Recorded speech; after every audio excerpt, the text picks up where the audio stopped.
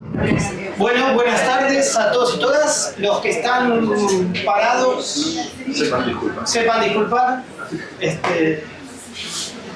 Sí, esperamos, o sea, nos escucha gente que no conozco, lo cual eso siempre es bueno. Así que bien, para los que no me conocen, y como esto el público se renueva, hay que empezar de nuevo todo. Soy Félix Cariboni, soy el subsecretario de la Secretaría del Consejo de Planificación Estratégica. El Consejo de Planificación Estratégica es un instituto que se creó por carta orgánica, ¿no?, en el año 2011, que la idea para se creó justamente son para estas cosas, para discutir estos planes estratégicos de la ciudad. Existe el Consejo, que está constituido por integrantes de distintos sectores de la sociedad, y existe una coordinación, que en este caso es la coordinación del municipio. La Carta Orgánica dice una unidad ejecutora, bueno, termino siendo la Secretaría del Consejo de Planificación Estratégica, donde yo soy el subsecretario. El que preside el Consejo de Planificación Estratégica es el intendente, que se lo delega a un secretario, que en este caso Martín Rodríguez es el secretario, y el secretario se lo delega al subsecretario, y el subsecretario se lo delega a nadie, y entonces me toca presidirlo, ¿sí? Esto para aclarar dónde estamos y a qué venimos, ¿sí? El año pasado comenzamos una asesoría técnica. Esta asesoría técnica fue apoyada por el COPADE, no sé cuál es la sigla del COPADE, yo me olvidé, es el Consejo de Planificación a nivel provincial, ¿sí?, que nos apoyó para poder desarrollar esta consultora, y con fondos CFI. Es decir, esto lo tengo que aclarar, no hay fondos del municipio afectados a eso. Igual, agradecemos a provincia por este apoyo y por supuesto por estos fondos que nos permite resolver algo que ahora vamos a ver. Empezamos el año pasado esta consultoría urbana, que es justamente para desarrollar 3 instrumentos que la ciudad necesitaba, siempre necesitó. Ahora vamos a ver por qué pasó en el medio. Para desarrollar un ordenamiento territorial que nos permite establecer un plan de movilidad y un código de planeamiento urbano. Son estos 3 productos que necesitamos. Para eso, recordemos, hicimos un proceso de un año, en realidad 11 meses, donde Demian y su equipo, ahora lo voy a presentar a Demian y su equipo, estuvo trabajando en la localidad con distintos centros. Yo veo acá, veo a la gente de juntas vecinales, hola Jorge, veo a la gente de los colegios profesionales, lo veo a Milo por ahí, no sé dónde está Milo, te vi por ahí, lo vemos a Lucas Mantras con las cámaras, trabajamos con otras cámaras, trabajamos con el Parque Nacional. Bien, todas esas personas venimos trabajando de forma sostenida, teniendo pequeños grupos, y estamos llevando a donde vamos hoy. En octubre del año pasado escuchamos la primera charla que la dio Alfredo Garay sobre ciudades intermedias. Muy buena charla que nos permitió contextualizar en dónde estamos parados, ¿no? Lo quiero decir así, San Martín de los Andes va a una ciudad intermedia, ya no es más una aldea de montaña, lamento, perdón si le rompí el corazón a alguien, pero es así, vamos para ese lado.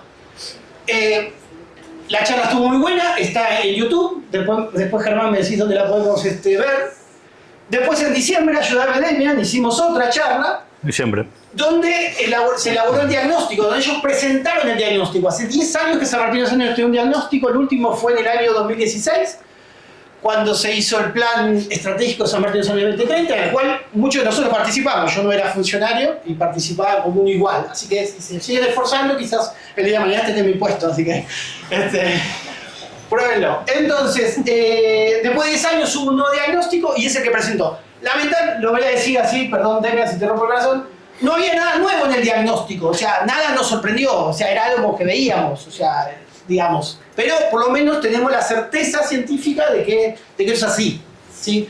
Hay mucho trabajo puesto, hay muchos datos que explican la situación que nos encontramos. Bien, después del diagnóstico, que fue en diciembre que lo presentamos en la universidad, estuvieron trabajando en la etapa 2, del informe 2, que es el que vamos a presentar ahora, que son los escenarios prospectivos. Que lo va a explicar Demian, yo no lo voy a explicar.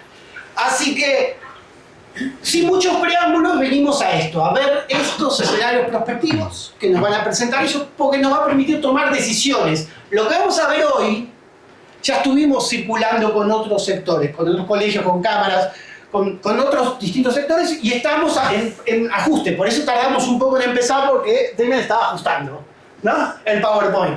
de cosas que estuvimos relevando, y eso es así. Es un documento que está y de hecho, la idea es que hoy, después de la exposición de él, podamos decir algunas cosas con esto, para generar estos ajustes, seguir reformando y seguir construyendo entre todos y todas estos ajustes. Así que sin más lo dejo a Damian Rothbard, es arquitecto, hizo muchos posgrados en urbanismo, es docente de la Universidad de Sarmiento, ¿no? Sí. Y en la UBA, sí. Y en la Universidad de Buenos Aires, así que es el coordinador de la consultora y bueno, le agradecemos que esté. Gracias. Gracias. ¿Hace falta esto? No, yo no sé. Ah, ¿se escucha bien? Sí. Bien, cualquier cosa me dicen.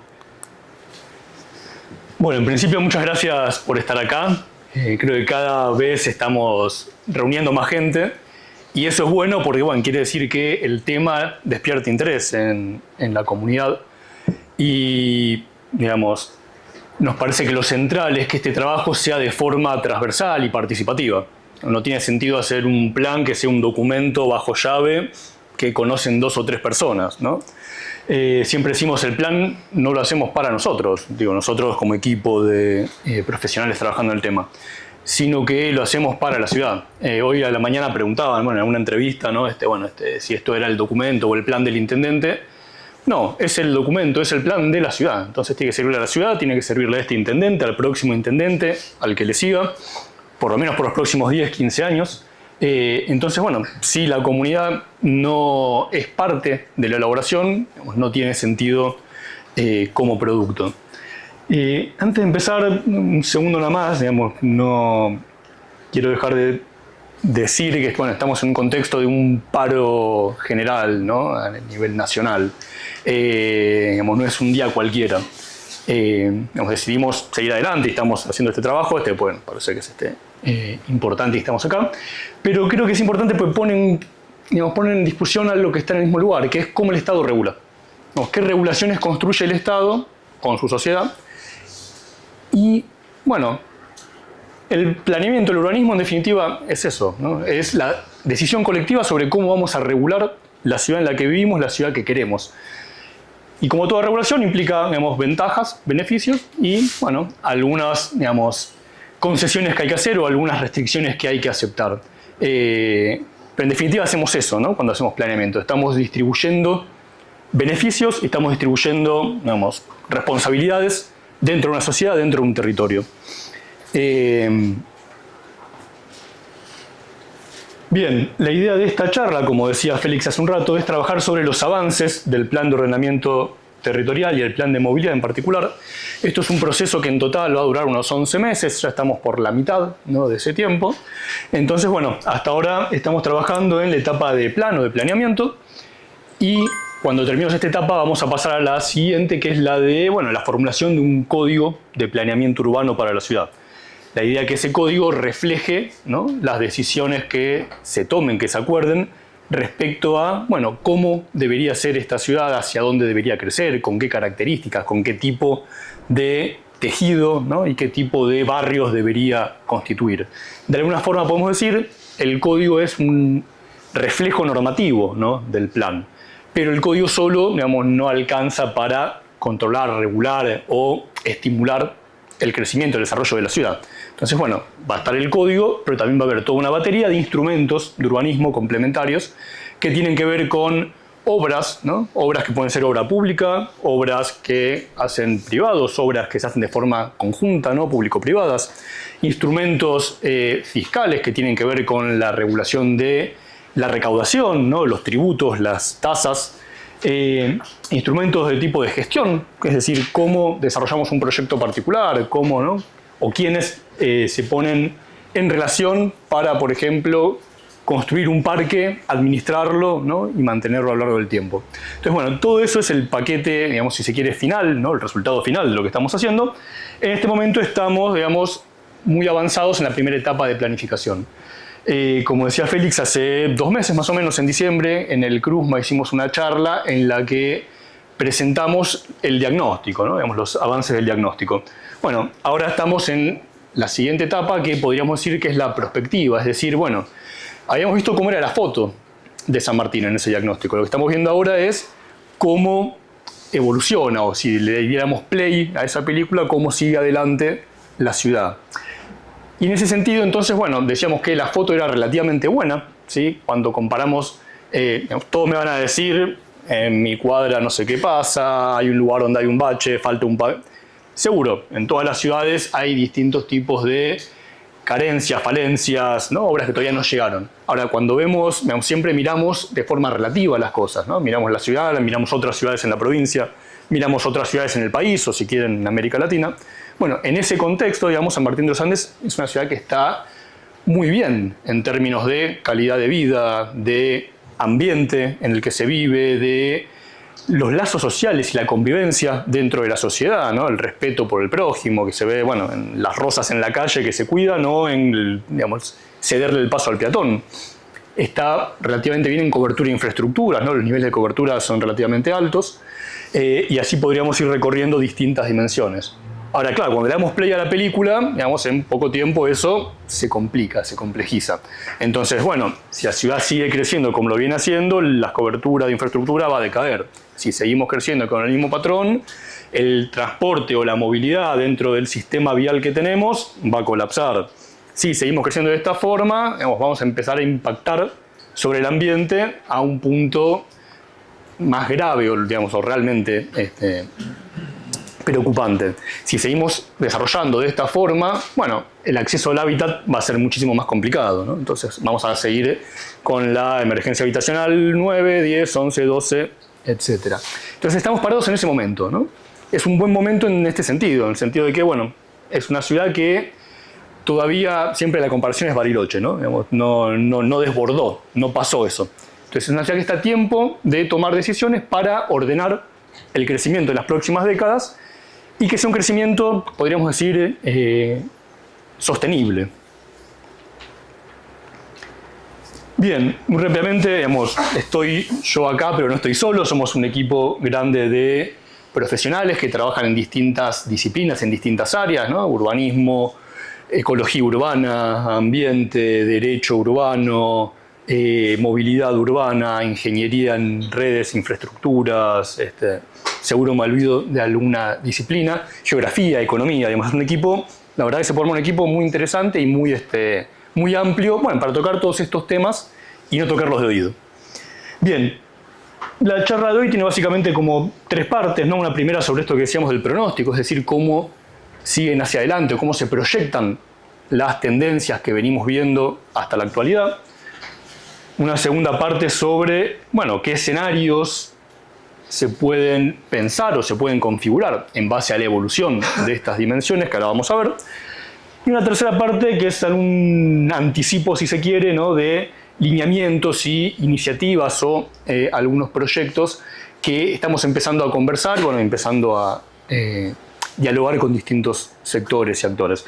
Entonces, lo mismo que la reunión pasada. La reunión pasada era la presentación del diagnóstico, que se había trabajado, digamos, en el periodo anterior con distintos compañeros, instituciones y agrupaciones, y también algo de lo que estábamos viendo hacia adelante, ¿no? Algo de lo que venía. Digamos, esta tercera parte sería eso. Voy a tratar de no detenerme demasiado en números chicos y finos, porque si no nos vamos a hacer una ensalada, pero algunas dimensiones, digamos, importantes.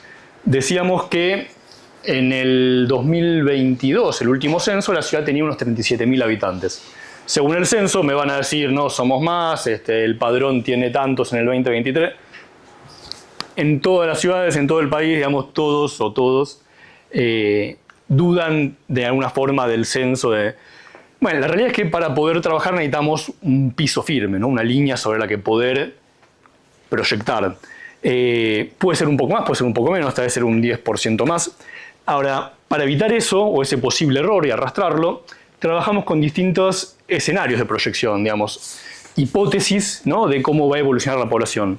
Entonces, hay una primera, que es la tendencia de los censos, pero también hay otra, me fijo en los extremos estos, hay otra que incluye la influencia del turismo, o del crecimiento, ¿no? De la actividad turística, de la actividad económica relacionada con el turismo, y en consecuencia, ¿no? De la población.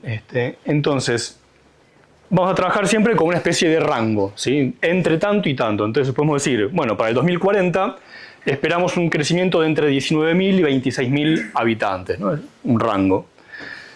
Después podríamos ver también en la última parte de esta tabla cómo evolucionan las viviendas tendencialmente, si miramos cómo vienen los censos. Ahora, acá pasa algo que es importante para saber cuántas viviendas, ¿no?, va a haber o va a hacer falta en San Martín o en cualquier otra ciudad, que es mirar los hogares. Los hogares son las familias, ¿no? Y lo que está pasando, que lo habíamos hablado, si se acuerdan los que estuvieron en diciembre, es que, bueno, hay un proceso en el que los hogares se achican, las familias se achican. Entonces, de golpe ya la familia promedio no es la familia tipo de hace 40 años, ¿no? O madre, padre y 2 chicos y un perro. Ahora la familia tipo es una pareja, 2 personas, una persona que vive sola, ¿no? Un hogar unipersonal, una pareja con un hijo. Los perros todavía no entran en el censo, pero digamos, deberíamos contarlos, ¿no? Y estamos rodeados en la sala, de hecho, de una exposición al respecto. Entonces, ¿qué implica esto? Bueno, por un lado las familias son más chicas, pero el número de familias crece más rápido que el número tendencial de viviendas o que incluso que la población. Entonces, para decir, bueno, cuántas viviendas va a demandar esta sociedad en los próximos años, es mejor mirar la cantidad de hogares, ¿no?, que se van a formar, la cantidad de familias que va a haber, ¿sí?, en los próximos años. Y eso nos da una demanda de entre 13.000 y 19.000, nuevas viviendas, ¿no?, para la población de San Martín. Es un número grande, ¿no? Esto, bueno, es del 2022 a 2040, son aproximadamente 1.000 nuevas viviendas por año, ¿no?, para la población, digamos, como un número rápido de Y esto nos lleva a pensar también, digamos, el próximo tema. Les muestro una cosa un segundo, que es simplemente estos mismos datos, pero como gráficas, ¿no?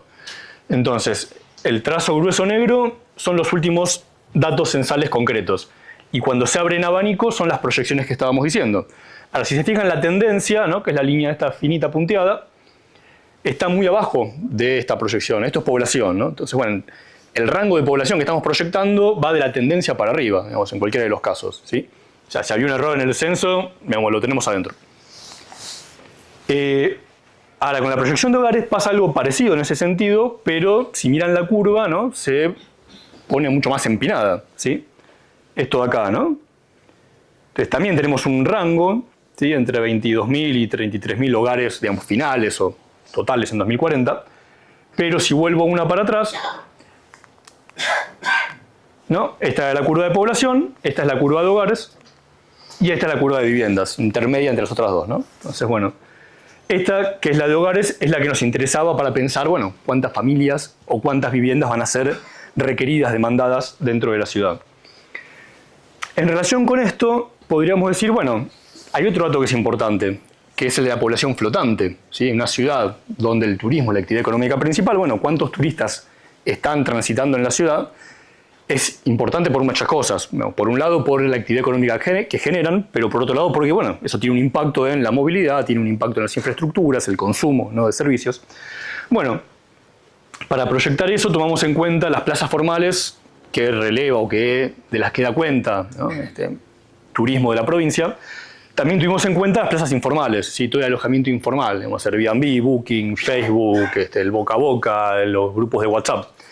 Bueno, eso nos da unas 14.000 plazas, digamos, está ya un poquito para atrás, al 2022, pero más o menos 14.000, 15.000 plazas turísticas al día de hoy. Es un dato que es difícil de tener, ¿no? Digamos, es una construcción, digamos, puede ser mejorable, pero es un número, ¿no? Digamos que hay 15.000 camas en la ciudad. Bueno, la proyección en el escenario que tomaba en cuenta el incremento un poco más acelerado del turismo lleva esas 15.000 a 25.000, ¿sí?, para el 2040, ¿no? Entonces, bueno, también unas 10.000, 11.000 plazas turísticas nuevas, ¿sí?, a razón de, si quieren, 750, entre 500 y 1.000 plazas nuevas por año, ¿no? Entonces, bueno, eso demanda también tierra, porque son construcciones, pero demanda también servicios conexos, demanda comercios, ¿no?, demanda prestadores turísticos y, en definitiva, más población que trabaja en esas actividades. Entonces, bueno, este número va a ser importante para después pensar el crecimiento de las redes de infraestructura, el impacto sobre, ¿no?, las avenidas y las rutas, etc. Y todo esto empieza a tener sentido también al mirarlo en el territorio, en el espacio. ¿Qué quiere decir eso? ¿Puedo hacer una pregunta? Sí. Pero ¿quieren aprovechar para pasar tal vez de ese lado? Hay más lugar, hay mucha gente atrás de la columna. Buena pregunta. Ese incremento del que vos hablas es totalmente parcial, ¿no? Hablas de que aumentan las plazas, sí, la ocupación, pero el turismo. ¿Qué pasa con la gente de acá? La gente de acá era la primera proyección que veíamos, es ese crecimiento. Entonces vos hablaste de una línea creciente y una línea media, ¿o no? Lo que está diciendo es que a la población permanente se le agrega esta proyección de turistas, sí. Bien. Sí, sí. Eso es un emprendimiento totalmente inmobiliario y que es momentáneo. Yo a lo que me refiero es qué pasa con la gente que vive, tributa y está todo el tiempo en San Martín de los Andes. Una persona que vive y tiene un terreno y una casa puede hacer un departamento de su terreno, ¿no? Sí. Y de esa manera, ¿qué hace? Aumenta la capacidad de alojamiento para turismo. ¿Te parece bien o no? Sí, de acuerdo. Eso es lo que en general se registra como, bueno, en la diapositiva anterior, pero como plazas turísticas informales. Entonces, cuando en tu casa haces atrás un departamentito para alquilar, es una plaza turística, sí, está contabilizado. ¿No te parece que va una cosa de la mano con la otra? Es que está contabilizado, la proyección que está hecha tiene en cuenta ese fenómeno. Perdón, vamos a continuar la charla, por favor. Después las preguntas y comentarios hacemos después, pero si no nos retrasamos y hacemos un diálogo en vez de una... ¿Te parece? ¿Puede ser? Continuamos, por favor. Bien. Después ahora vamos a volver al tema ese. Decíamos, otro tema tiene que ver con, bueno, la tierra que hace falta para esto, tanto para la residencia permanente como para las plazas turísticas, como para los usos conexos. ¿Qué quiero decir con esto?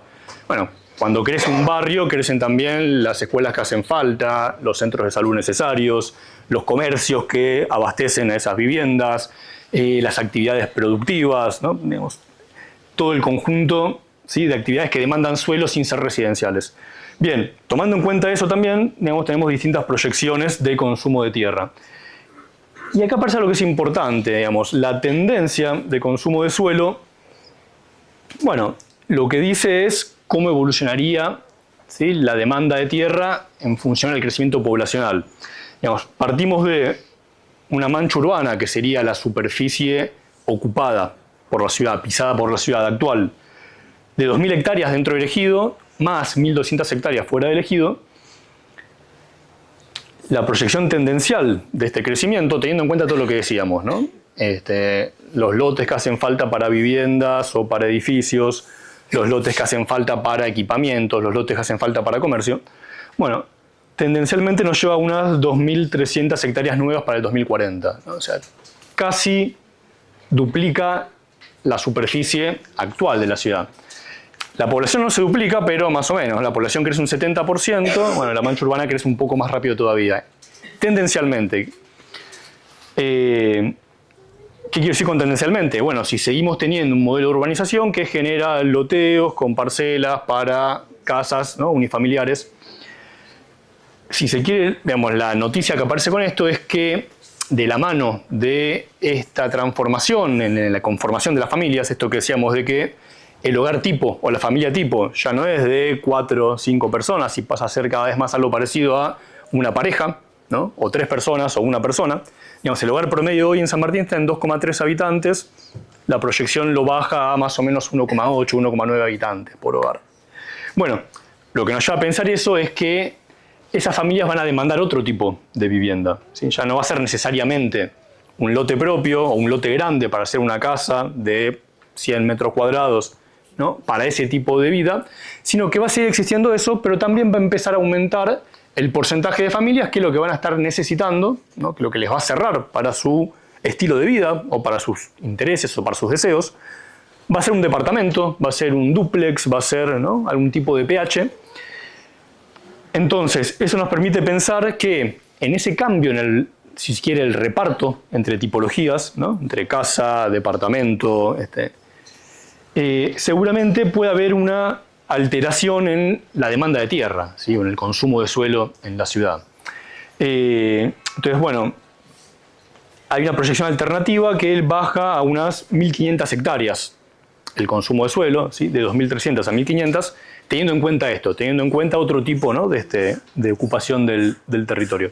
Hasta acá se entiende digamos, una cantidad de nuevos pobladores, una cantidad de nuevas familias que es muy alta, pero donde existe la posibilidad de que, bueno, de que no sea la cantidad de tierra que sería con las familias de toda la vida, sino que empiece a modificarse. Decíamos entonces, bueno, esto es un cálculo de demanda de suelo futuro a partir de esta proyección. Otra forma de calcular demanda de suelo futuro que experimentamos, podríamos decir, es con algo parecido a la inteligencia artificial. Digamos. Es un sistema que va asignando suelo dentro del territorio a partir de parámetros. Entonces, primero se parametrizó en la ciudad y el resto del ejido con algunas variables, por ejemplo, cercanía a las vías o a las rutas, cercanía a los equipamientos, pendiente, altitud, cercanía a la mancha urbana, o sea, barrios existentes, y, por ejemplo, la zonificación de la ley de bosques. Entonces, la prueba que hicimos fue decirle a este software, tenemos tanta población, ¿no? La proyección anterior, tenemos tanta población nueva para San Martín, estos 26.000 nuevos habitantes. ¿Dónde se podrían distribuir? Y desarrollamos 3 escenarios. Un primer escenario que es el crecimiento tendencial. ¿Qué quiere decir eso? Bueno, el sistema lo que hace es mirar las características de la mancha existente, o sea, lo gris y lo negro es la mancha urbana existente. Bueno, mirando esas características va asignando ocupación o va asignando tierra, ¿sí? Según la zona de la ciudad con esas características. Entonces distribuye los 27.000 habitantes, ¿no? Siempre, digamos, tomando algunas, si se quiere, algunos atractores, ¿no? Entonces, bueno, la configuración básica es mejor estar cerca de la ruta, es mejor estar cerca de la ciudad existente y no en el medio de la nada. Es mejor estar cerca del equipamiento, es mejor que la pendiente sea baja porque es más fácil construir, ¿no? Bien, entonces, la proyección tendencial con esos parámetros, ¿da? Esto es un ejercicio de simulación, no quiere decir, digamos, que la ciudad vaya a ser de esta forma, y para eso hicimos 2 o 3 corridas con los mismos parámetros, ¿sí? Para que no quede una imagen única. Probando cosas chicas, ¿no? Por ejemplo, la primera que veíamos era la estándar. Esta segunda toma, por ejemplo, el concepto, el criterio del amarillo urbano de la ley de bosques, ¿no? Entonces, bueno, probemos qué pasa si se puede usar el amarillo urbano de la ley de bosques. Entonces, se reconfigura un poco la distribución espacial. De golpe hay tierra que estaba más cerca del centro, pero que estaba vedada por esa condición. Bueno, si hacemos esa prueba, ¿no? Hay una redistribución. ¿Qué pasa si levantamos la restricción en la tierra que tiene el ejército, ¿no? Supongamos que esa tierra entra al proceso o al desarrollo de la ciudad. Bueno, si se fijan, enseguida se llenó. Si vuelvo un segundo para atrás y vuelvo a avanzar, ¿no? Enseguida se llena. ¿Qué quiere decir eso? Bueno, que esa tierra tiene mucha aptitud, tiene digamos, todas las condiciones, por cercanía, por conectividad, porque tiene servicios, es tierra plana, digamos. Pero, bueno, es una decisión que pasa por otro lado, ¿no? Bien, estas 3 pruebas, ¿no? Son este escenario tendencial, que es decir, asignar tierra con la misma lógica con la que viene asignando tierra actualmente el mercado o la ciudad. Un segundo escenario es el crecimiento desregulado. Entonces, en este escenario la población siempre es la misma, los mismos 26.000, 27.000 habitantes nuevos, pero ahora no hay restricciones de ocupación, ¿no? El sistema va asignando con mucha más libertad. Pasan 2 cosas. Por un lado, se ocupa mucha más superficie. Pero por otro lado, empiezan a aparecer manchas de urbanización discontiguas, ¿no? Y también 3 pruebas de lo mismo. Esta primera prueba, ya se habrán dado cuenta, tiene levantada la restricción en el Parque Nacional. Parece algo, ¿no? Parece muy extremo. Ahora no es tan extremo por 2 cosas. Digamos, podría pasar que el parque siga flexibilizando cosas, digamos, porque hace un tiempo cambió el reglamento de construcción dentro del parque y permite más unidades por parcela. Ahora, hay otra lectura de esto que tiene que ver con, bueno, el crecimiento también de, en este caso, las comunidades Curruinca y Cayún, ¿no? Que también, sí, en la curva de población que veíamos, tienen un porcentaje de ese crecimiento. Otro fenómeno que tiene que ver con, bueno, de golpe el encarecimiento de la vivienda en el centro o en la ciudad. Entonces, familias que vuelven a los territorios. En todo caso, lo que nos advierte es que hay una presión ¿no? sobre todo sobre la ruta 48, ¿no? Trompul, que es una zona que tiene buenas condiciones, más allá de estar protegida por ser un parque y ser tierra de la comunidad, tiene condiciones para que, bueno, ellos organicen esa tierra. Entonces, en algún sentido, lo que pueda pasar acá es parecido a lo que pasa fuera del ejido, ¿sí? Todos los barrios que están fuera del ejido de San Martín, en jurisdicción provincial, ¿no? La ciudad no controla el desarrollo de esos barrios, no los aprueba, no los regula. Pero esa población, bueno, es población de San Martín. Vive en San Martín, usa los servicios en San Martín, la basura va a la recolección de San Martín, el hospital es el hospital de San Martín. Entonces, esto nos sirve para mirar esas cosas, para prever, ¿no? Por ejemplo, desarrollo de, bueno, servicios, por ejemplo, equipamientos. Otra corrida dentro del mismo escenario, pero ahora sí apagando la expansión sobre Parque Nacional. Bueno, por ejemplo, todo el eje Lolog, o Quilquihue, mejor dicho, se completa bastante rápido. Y otra cosa que se tiende a completar, ¿no? Es toda la superficie que hay entre el aeropuerto y el borde del ejido. Y otra corrida con el pequeño aditamento, ¿no? De habilitar la tierra del regimiento. Bueno, obviamente, ¿no? Sí. Y última de las tres pruebas, ¿no? Crecimiento con regulación, acá dice ambiental, puede ser regulación ambiental o mayor regulación, digamos, en la factibilidad de ocupación. Bueno, en principio disminuye la superficie pisada y vuelve a aparecer fuertemente, por ejemplo, el eje Quilquihue, ¿no? Las zonas que están fuera de bosque y que son un poco más planas hacia el este. O en esta otra prueba, donde por ejemplo se le da más peso o más atractividad a la vialidad, ¿no? Ahí ven que hay como una especie de migración de un lugar. Bueno, alguno podría decir, con esta misma lógica de que las vialidades tengan más atractividad, que es una condición importante, podríamos tener esto, ¿no? Si el viejo camino a Lolog se vuelve una avenida, una calle, ¿no? Que es parte del sistema circulatorio de la ciudad, bueno, tendríamos este escenario donde la vialidad tracciona más el desarrollo, sin irnos tanto fuera del ejido, o sea, sería más interesante.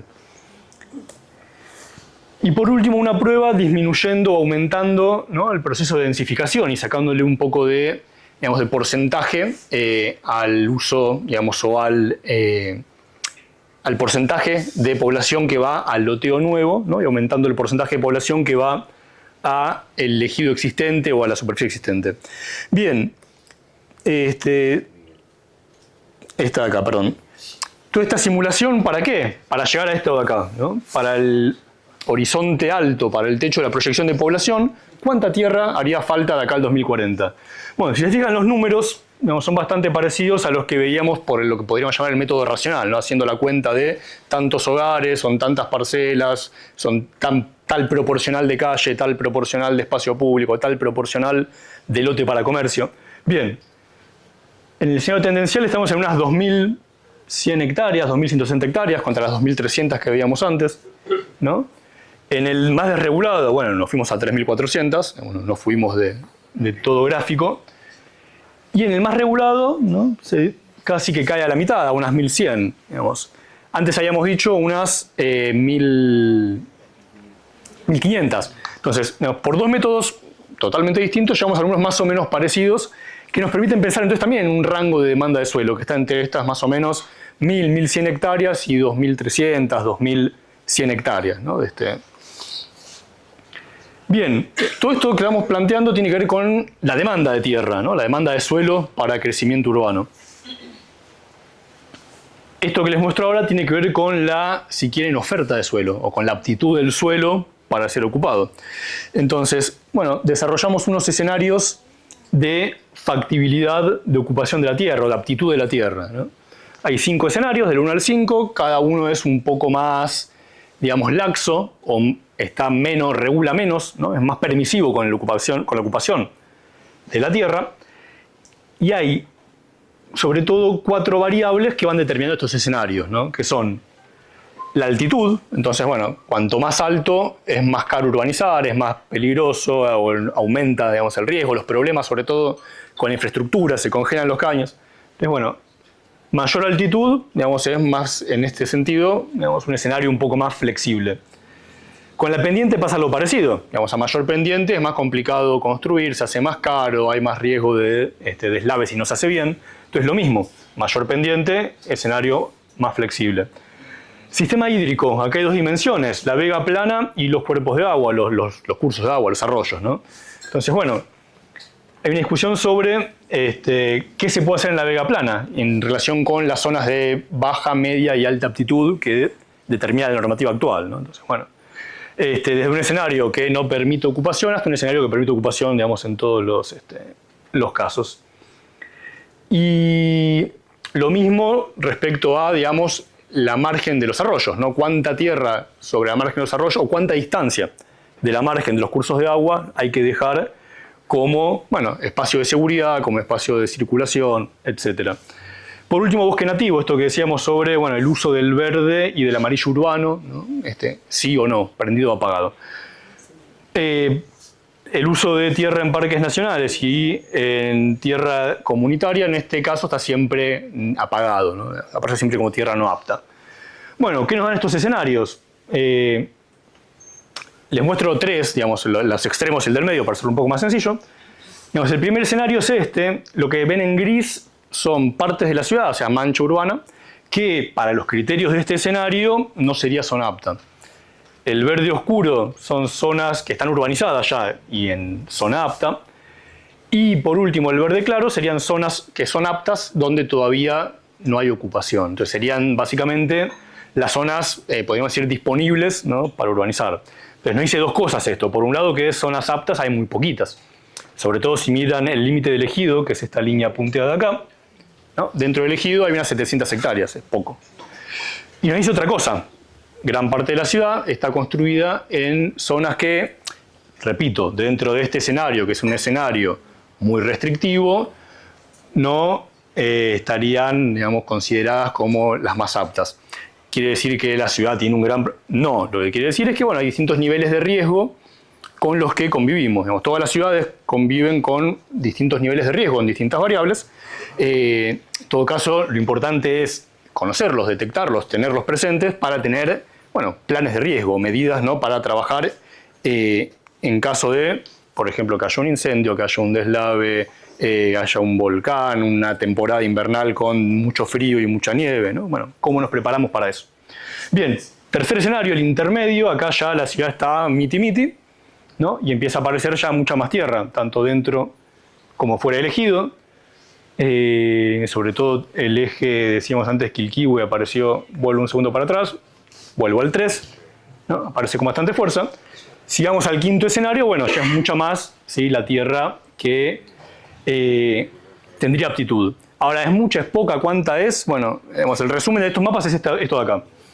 Digamos, el primer escenario tiene unas 700 hectáreas de suelo apto no urbanizado dentro del ejido, y el escenario más flexible, si quieren, tiene unas 2.700, casi 2.800, o 3.000 agregando, digamos, depende de, bueno, de la capa de pendientes que se usa, digamos, una cosa más técnica, pero entre 700 y 3.000 hectáreas, ¿no?, de suelo apto dentro del ejido. Podríamos ir más fuera del ejido, vieron que estaba también pintado, ¿no?, los colores estos fuera del ejido. Fuera del ejido aparece mucho suelo apto, ¿sí?, mucha aptitud, sobre todo sobre la 40 hacia el aeropuerto. Pero nos interesa mirar esto. ¿Por qué? Bueno, porque la ciudad tiene jurisdicción sobre su ejido, digamos. Está el proyecto de ley de ampliación del ejido, sí. Ahora, hoy la capacidad de regulación es sobre esto. Entonces, bueno, por último, si ponemos en relación la superficie apta disponible con lo que decíamos que eran estas proyecciones de demanda de suelo solamente hasta el 2040, bueno, estas 2.100, 2.300 hectáreas de suelo necesario, nos estamos yendo al último escenario, ¿no?, ambiental. Nos está diciendo que si el modelo de crecimiento o el patrón de crecimiento urbano es el tendencial, ¿sí?, o sea, este tipo de desarrollos donde sobre todo es barrio con parcela, con vivienda unifamiliar y hay menos porcentaje de departamento, casa multifamiliar, y queremos que el desarrollo futuro de la ciudad sea dentro de la ciudad, sea dentro del ejido, bueno, tenemos que irnos al último escenario ambiental o al más, digamos, flexible para poder contener ese crecimiento. Digamos, implicaría un gran estrés, ¿no?, para el territorio, para que el crecimiento sea adentro. Aparecen varias cosas acá, uno puede empezar a jugar con distintas dimensiones. Puede decir, bueno, si me voy fuera del ejido, sobra la tierra. Sí, pero si te vas fuera del ejido, tenés mucha aptitud ambiental, no tenés tanta aptitud urbana. ¿En qué sentido? Aptitud urbana en el sentido de lo que decíamos antes. Servicios cercanos, movilidad cercana, las escuelas, la salud cercana. Entonces, podés construir, sí, lo que construyas va a ser simple de construir en términos tecnológicos, pero va a estar a 30, 40 kilómetros, ¿no?, de los servicios. Bueno, la otra dimensión que aparece es si bajamos la demanda de tierra, si vamos a estos escenarios que planteaban más o menos unas entre 1.000 y 1.500 hectáreas de demanda de suelo, bueno, ya empezamos a entrar en algo más parecido a los escenarios, ¿no?, 2, 3. Entonces, estas son un poco las variables que tenemos para trabajar o para poner en relación.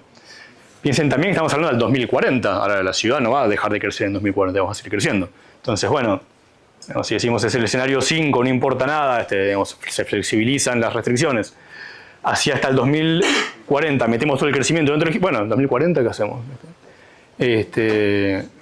Bien, acá si quieren hacer un par de preguntas, hagamos pues, un momento, un poco un corte. Si podés volver a la imagen del diagrama del escenario 5, por favor. Pregunta, ¿esta presentación podemos disponer de ella? A partir del lunes va a estar disponible la presentación y un resumen ejecutivo. Este es el 5. ¿Dónde se encuentra Chacra ¿Dónde 30? se ahí? solicita? ¿Qué cosa, perdón? Chacra 30, ¿dónde se ubica? Chacra 30 es acá. Una más. La colita Está de acá, Río por Bronx ejemplo. te ayuda a ubicar. Claro. Gracias.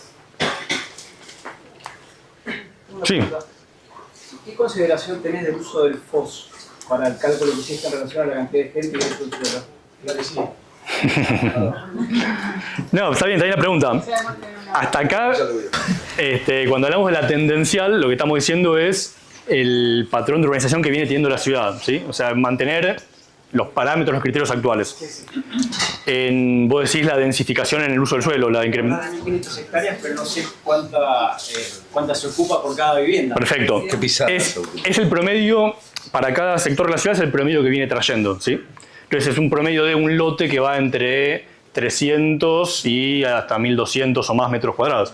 Dentro de todo ese rango, digamos, hay un promedio, ¿sí?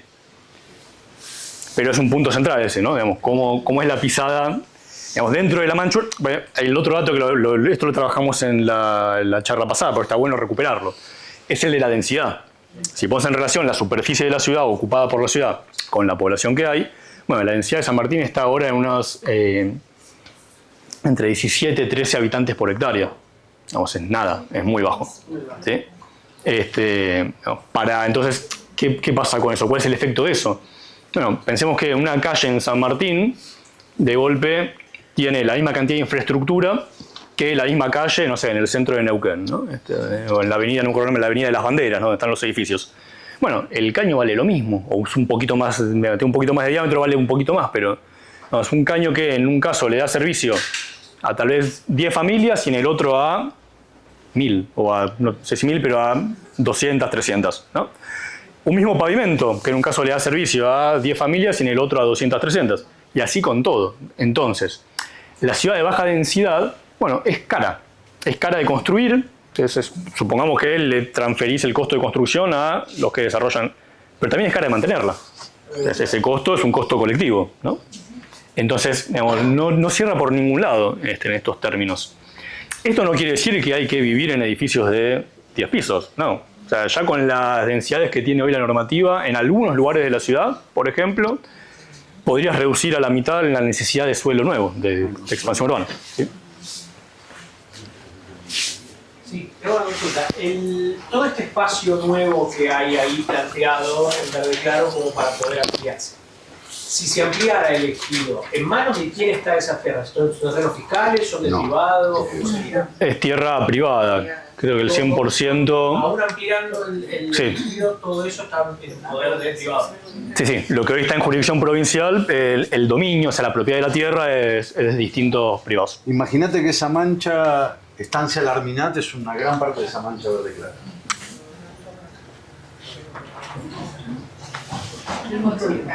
Esta proyección de alguna manera fortalece en función de historia, ¿no? Digo, de cómo es la cantidad de gente o población que se viene sumando a San Martín. La pregunta que me hago es, ¿hay un análisis en cuanto a qué es el San Martín que se quiere? Digo, porque me parece que en función de eso también es qué flexibilidad o no se da ciertos aspectos justamente en función de estas variables y de otras. Digo, ¿qué es lo que se quiere fomentar? ¿Cuál es el público que se quiere atraer? Digo, me parece que tiene más una definición por ahí estratégica y en función de eso una después determina en qué es flexible y en qué no.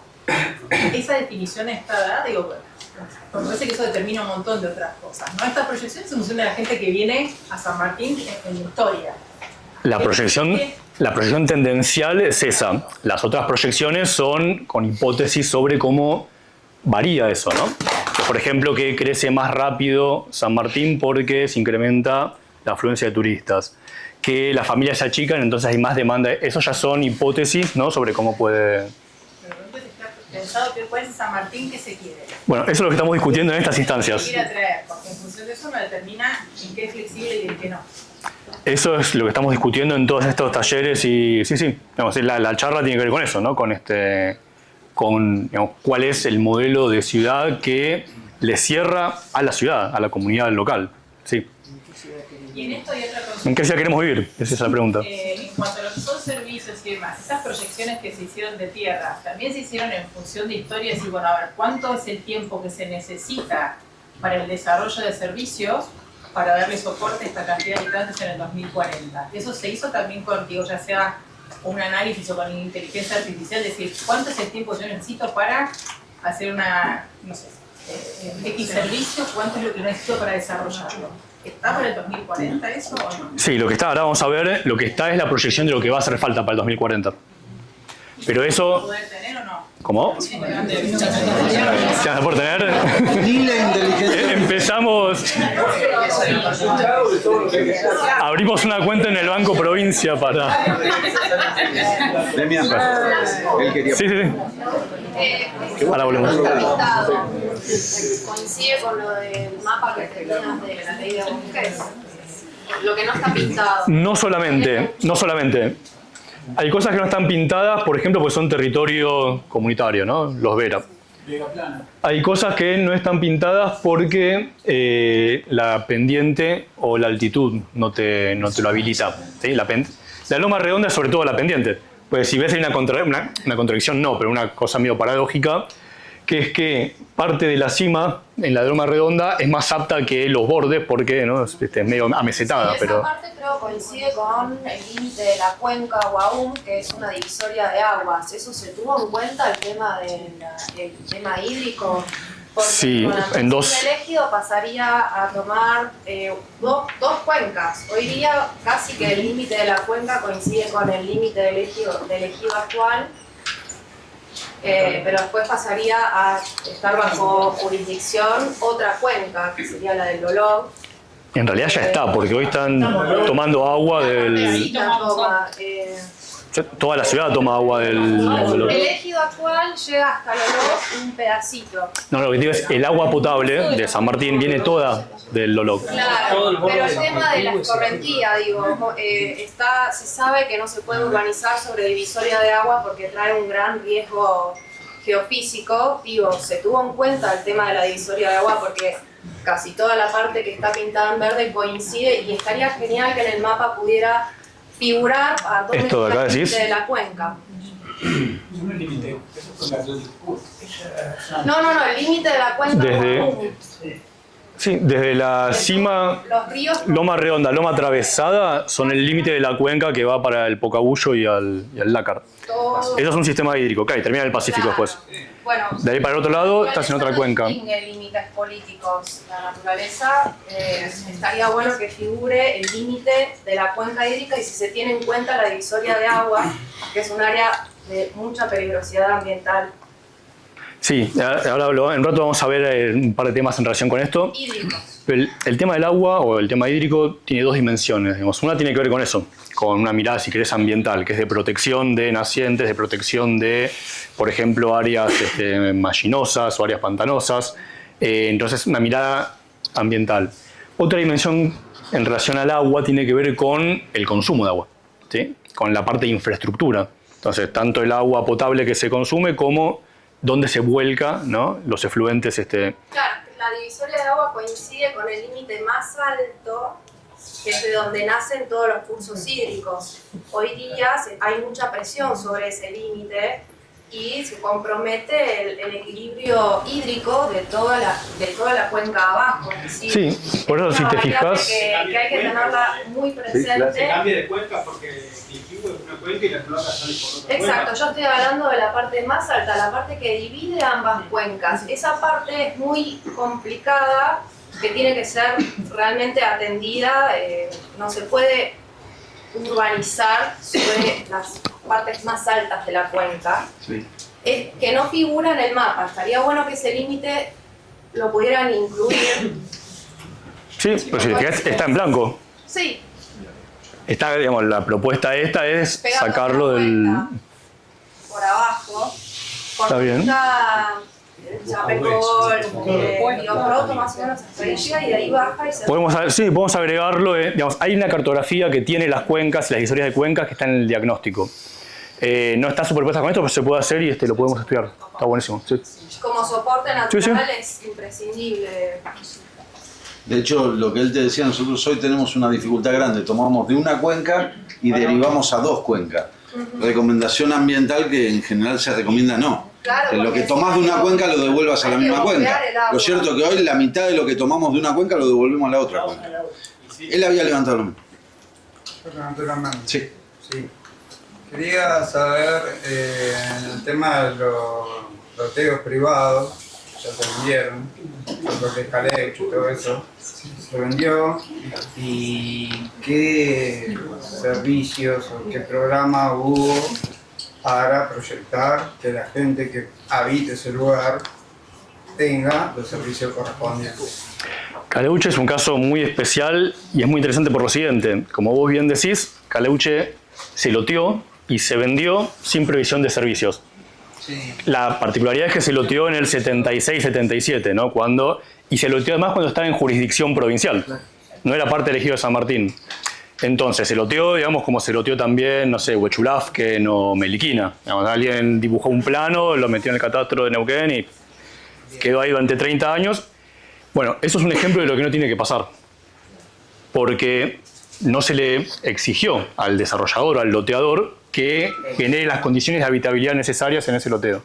Entonces, creo que Caleuche es un buen ejemplo de lo que no hay que hacer, ¿no?, y de lo que no tiene que pasarnos en el futuro. Sí, bueno, si la idea hubiera sido que el dueño, el propietario de la tierra, se haga cargo o aporte algo para la inversión de los servicios, o bien baje el precio y el municipio o la provincia lo compre, y de esa manera hacerlo más accesible, más barato. Estamos de acuerdo. Pero hoy, lamentablemente hoy no se puede volver atrás a hacer eso. O sea, el que lo desarrolló falleció, una quiebra, una... ¿Perdón? ¿Deja de ser mal? No, pero lo que digo es que, digamos, hoy no tenemos cómo ir. Lo que tenemos que hacer son 2 cosas. Por un lado, que no vuelva a pasar. Y por otro lado, en Caleuche en sí, bueno, hay que hacer un programa específico para resolver esa situación. En el escenario más flexible no está pintado para eso. Buen punto. Por pendiente, por bosque, por sí. No sería roteado, pero... Un segundo, había acá una, sí, ahí, acá y allá. Sí, con el tema de la ampliación del ejido, porque si Caleuche es un ejemplo de lo que no debería suceder, hoy nos podría pasar lo mismo con la Ruta 40, porque si no se amplía el ejido sobre la Ruta 40, queda libre a cualquier tipo de desarrollo fuera de las regularizaciones municipales. Sí. Con lo cual, nos podríamos encontrar dentro de unos años con otro Caleuche sobre la Ruta 40. Junín tiene 140.000 hectáreas dentro de su ejido, San Martín 14.000. El beneficio que tiene Junín es que puede administrar todo ese departamento, todo ese territorio dentro y poder controlar este tipo de cuestiones. Y a nosotros se nos están escapando. Si en esta proyección de 40 al 2040 no vamos a saber qué pasa después, quizá lo ideal sería poder planificar el desarrollo de la Ruta 40 hasta el Quilquihue, sabiendo que eso es un eje que va a crecer tarde o temprano, ¿no? Sí, ahí tenés razón, lo que hoy está fuera de jurisdicción municipal no lo controla el municipio. Eso, hace un tiempo con este equipo hicimos un trabajo para la región de los Lagos del Sur, o sea, para toda la región en la que está San Martín, y uno de los temas que se trabajaron ahí fue un proyecto de adecuación del decreto reglamentario de la ley 2818, que es la ley que regula los loteos fuera de ejido. Entonces, la ley es bastante sencilla, pero bueno, el decreto reglamentario le agrega un poco más de obligaciones al que desarrolla, y esta propuesta de actualización o modificación del decreto agregaba más todavía. Digamos, más allá de conseguir o no la ampliación del ejido, digamos, el tema de marcarle la cancha a la provincia, digamos, pedirle que regulen del lado de afuera de la línea, digamos, del mismo lado que adentro, de la misma forma que adentro, sí, es un tema central, es una discusión central. Sí, perdón. Sí. Un segundo, pero que había... Sí. Respecto de Caleuche, Sí. si uno ve los planes de catastro montados sobre una imagen satelital, se puede observar que los lotes no tienen ni un huequito para meter una casa. Está todo repleto de árboles. ¿Qué pasa con la ley de bosques en ese lugar? Para la ley de bosques, Caleuche está en ¿Qué verde. decisión va a tomar el municipio al respecto? ¿Está en verde? ¿Está en verde? Está en verde, sí. Una de las condiciones de la ley de bosque en la zonificación, para no afectar intereses, todo aquel loteo que estaba aprobado por la jurisdicción, en este caso la provincial, le generaría un daño, con lo cual quedaba en verde lo que era el loteo aprobado. En esa situación cayó Caleuche, que yo estoy de acuerdo contigo. En cualquier otra situación, Caleuche hubiese tenido gran parte amarillo, desde el punto de vista de su vegetación, de su bosque nativo, y importantes partes rojas. No cabe duda. Lo que pasa es que le corrió la suerte de loteo aprobado. O sea, cosa juzgada. No, claro, si no sería una afectación, un lucro cesante importante. Y con los impuestos, sí, ellos todo Caleuche que estuvo tantos tiempos sin utilizarse y sin usarse, pagaban todos los impuestos provinciales, después municipales y todo por esa área que estaba totalmente casi toda vacía, porque si no ahí se podría, a ver, si ellos debían, el municipio ir tomando parte de esa deuda, ¿no es cierto? No la tenía. No tenía deuda, ellos pagaron todo Mayoritariamente el tiempo. no. Tres cosas, pero ¿te acuerdas? El tema de Caleuche, yo pienso que la municipalidad no debería haber aceptado esa transferencia de los Caleuche en esas condiciones, porque tenía normas que regulaban ese tipo de tierra en la cual por lo menos los lotes tienen que ser mínimo de 1 hectárea, y ahí se acepta de 15 por 25, 50, no sé cómo es. 600 metros promedio. Sí, bueno, eso es una. La otra quería preguntar es qué porcentaje hay entre la demanda humana en cuanto al crecimiento vegetativo y los que no lo son, si tienen un porcentaje de eso. Y la otra cosa que sucede con las comunidades mapuches, que no se toma en cuenta, pero ellos tienen, cuando una familia necesita vivienda, va a la comisión y ellos le otorgan tierra dentro de su ejido, de su predio que tienen jurisdicción, la comunidad mapuche, y son partes de la comunidad. Pero cuando se hace análisis no se toma en cuenta. Entonces sería bueno de que ante esta necesidad de pudiera haber alguna integración. Yo no digo que uno imponga cosas, pero que haya una integración y una mayor combinación entre estos. Porque también sé que cuando ha habido planes oficiales que se nos han otorgado, también lo han tomado personas de la comunidad mapuche que también tenían la potestad de poder tener tierra en su lugar si lo pedían.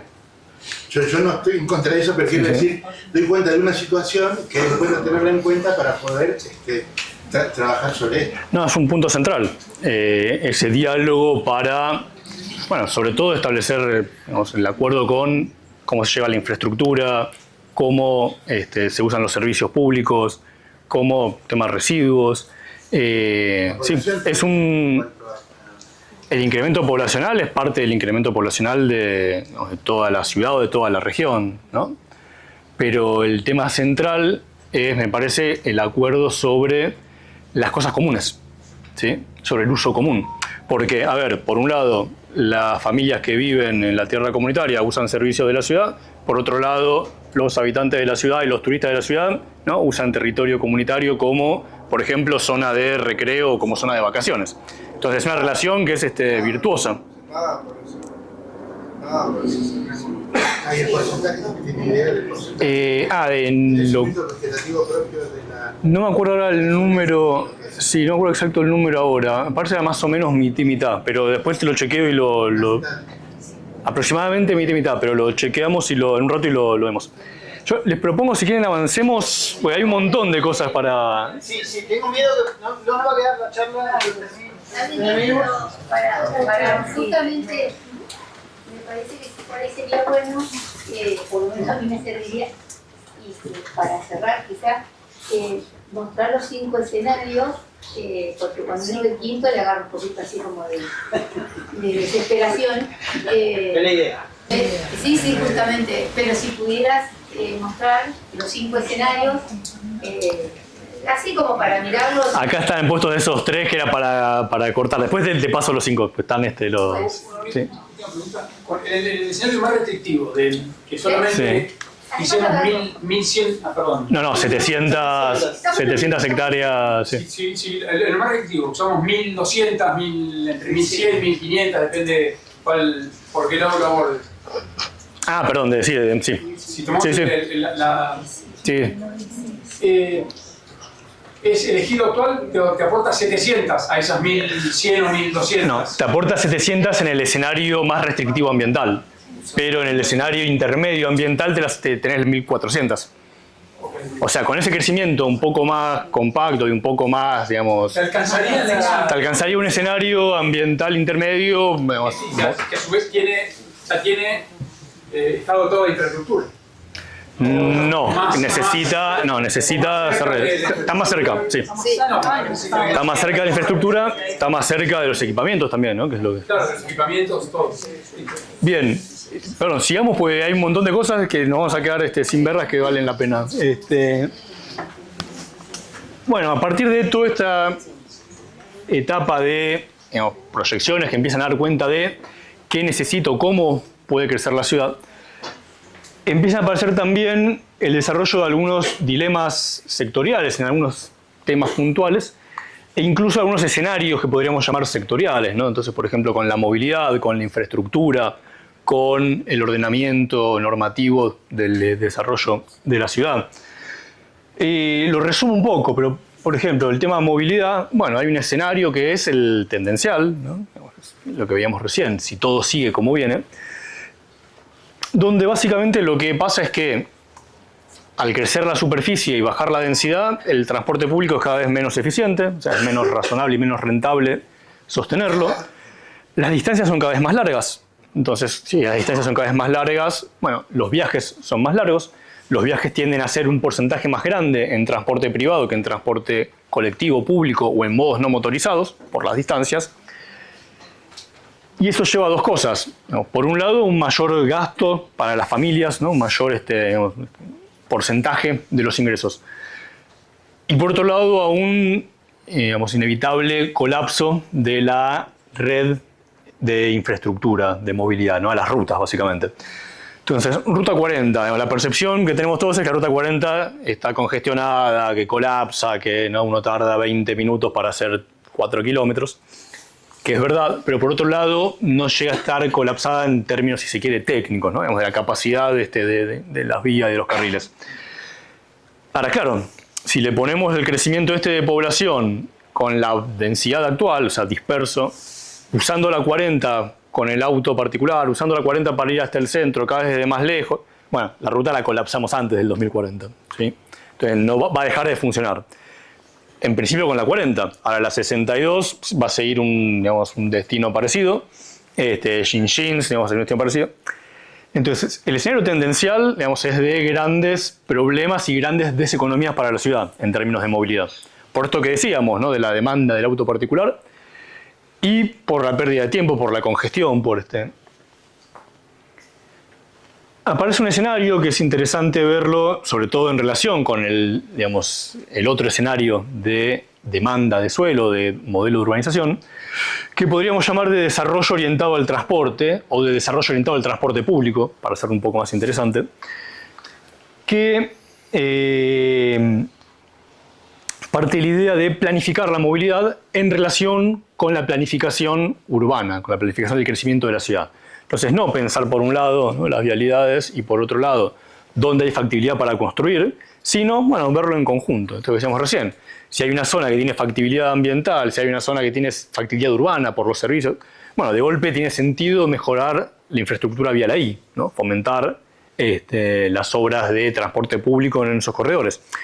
Y empezar a superponer cosas. Entonces, por ejemplo, mejores vías de circulación, con más densidad de población, con, vamos a ver ahora, más concentración de usos de golpe, ¿no? Si hay un poco más de concentración de población, o un poco más de densidad, de golpe tiene sentido más diversidad de usos. Entonces aparece un kiosco, aparece un almacén, aparece un cajero automático, ¿no? Vamos, ahora hay que irse hasta el centro para el cajero, ¿no? No tiene sentido. Bueno, no sé si volvió a abrir, pero había cerrado el cajero que estaba en La Vega. Ahora está una camionetita. Es móvil, cajero móvil, por temporadas eso. Pero digo, La Vega debería tener un centro más potente, ¿no? En Chacra 30, Chacra 32, había un centro más potente. Y de hecho hay un centro que surgió a fuerza de necesidad. Pues la normativa no preveía, por ejemplo, la diversidad de usos que tiene, ¿no? Entonces, eso podría dar la normativa también. Pero bueno, si empieza a haber más centros, más distribuidos en el territorio, esos centros entonces empiezan a cortar viajes también. Porque ya no todos los viajes son al centro, son de golpe a un subcentro o un centro más cercano. El transporte público empieza a ser más eficiente porque es más cantidad de pasajeros en tramos más cortos, entonces es más eficiente en términos de costo de mantenimiento, que es una variable, digamos, inevitable, ineludible en el transporte público, y al tener más cobertura, bueno, de golpe empieza a aparecer un escenario donde no solamente la movilidad se orienta más al transporte público y a ser más inteligentes con el gasto, ¿no?, en obra pública, en pavimento, en mejora o jerarquización de calles, sino que además empieza a atraer otras cosas, ¿sí? Eso empieza a atraer más usos, ¿no? Los usos atraen población, la población genera más diversidad, más complejidad, y de golpe empieza a aparecer también el equipamiento, ¿no? Entonces ya no, la escuela no está más lejos, tiene sentido un equipamiento de salud, tiene sentido una delegación municipal, ¿no? Bien, entonces estamos hablando de movilidad. Podemos hablar también de la infraestructura que preguntaban hace un rato. Esto es ahora, esta es la cobertura actual, ¿sí? Esto que está acá en, no sé qué es esto, turquesa, celeste, verde, depende del daltonismo. Bueno, he descubierto que soy daltónico. El verde es una zona que tiene cobertura de cloaca a través de la PT1, la Lácar, y cobertura de agua. Los fucsias, ¿no? También. Los fucsias tienen cobertura de agua y cloaca, ¿no? Cloaca en la PT3. Y los que quedaron en naranjita son los que tienen agua, o factibilidad o cobertura de agua, pero no tienen, ¿no?, de cloaca. Digamos, esto es la imagen actual. Está después la PT2 en Chapelco, pero bueno, está fuera del grueso, digamos, de la ciudad. Esto decíamos que como foto es relativamente bueno, aunque me van a decir que no. Para el último censo era un 93% de cobertura de agua y 82-83% de cobertura de cloaca. No, son valores altos. Ahora, esos números empezaron a caer, en 2023 ya empezaron a caer. Y hoy siguieron cayendo y van a seguir. Entonces el problema es el problema, claro, de la factibilidad. Sobre todo con la cloaca. El agua tiene más factibilidad. Ampliar la planta potabilizadora es relativamente fácil en términos de factibilidad, de economía, digamos, cambio de tecnología, ¿no?, de filtros lentos a rápidos. Ahora, aumentar la capacidad de tratamiento de efluentes locales es más complicada. Se implica una planta de tratamiento como las dos que tiene la ciudad, o otro tipo de tecnologías, plantas modulares más pequeñas. En algunos casos particulares podría ser tratamiento in situ, pero eso implica otros como umbrales, ¿no?, de costo, de gasto. Ahora, esto decíamos es la foto. Si ponemos la proyección de población dentro del territorio, estos más o menos 90.000 habitantes entre población permanente y población flotante, ¿sí?, al 2040, digamos, esto sería 90.000 personas, no sé, el día de bueno, como fue ahora, ¿no?, para Carnaval, ¿sí?, o para el Patagonia Run, ¿no? Pero bueno, digamos, las redes de infraestructura, las redes de movilidad, el equipamiento tiene que aguantar para ese momento, el momento de mayor estrés, ¿no? Por más que una parte del año no... además es el peor momento para que colapse, ¿no?, el pico de temporada turística. Entonces, bueno, proyección de población, la distribución, por lo menos en los radios de cobertura actuales de las distintas plantas, y el cálculo de demanda de agua y caudal de fluente sanitario, cómo podría distribuirse con la lógica actual. Ahora vuelvo un segundo para atrás. En líneas generales lo que dice esto es, lo del agua dijimos es relativamente fácil, más factible de resolver, es menos caro. La cloaca es mucho más cara. Y de cloaca hace falta básicamente 2 PT3 más. ¿Sí? O sea, de acá al 2040 hace falta otras 2 plantas más. La 1 y la 3 se pueden ampliar un poco, la 1 le entra un módulo más, la 3 tiene un poquito más de margen, pero más allá de eso, que puede absorber, vuelve un segundo a la cobertura, más allá de que si se amplía la PT1, bueno, puede absorber el proceso de crecimiento urbano y de densificación dentro de su área de cobertura, y si se amplía un poco la 3, algo parecido, bueno, hace falta otras 2 plantas, ¿no? Para de acá al 2040. Bueno, ¿cómo se van a hacer? ¿Quién las va a pagar? ¿Se va a conseguir financiamiento a fondo perdido de la provincia, de la nación? ¿Se va a conseguir un crédito para financiarlo si hay que repagarlo? ¿Hay que ahorrar y generar un fondo de infraestructura para ahorrar lo que cuesta la planta para poder construirla? No, sería más fácil porque es plata propia, pero por otro lado es esperar 8 años para tener una planta y digamos, en el medio tenemos... Bueno, entonces ahí hay un punto que es crítico, que es clave. Probablemente la solución sea, en parte, la ampliación de las 2 plantas existentes, que es una ampliación paliativa. En parte, pensar en que los desarrollos grandes hagan plantas propias. Entonces, bueno, el que va a desarrollar tierra y valorizar, en definitiva, tierra, ¿no? Desarrollando un nuevo barrio, bueno, financia la planta de ese barrio. Y que otra, digamos, eso podría conformar una de estas 2 nuevas PT3 que harían falta, por ejemplo. Y la otra, bueno, hay que salir a buscar los recursos para construirla, digamos, en los próximos años. Eso después plantea otras preguntas, que es sobre la localización, ¿no? Si es más por el eje del Quilquihue, si va a seguir volcando al Lácar o van a empezar a volcar al Quilquihue, entonces dejar de trasvasar, ¿no? Agua de una cuenca a la otra.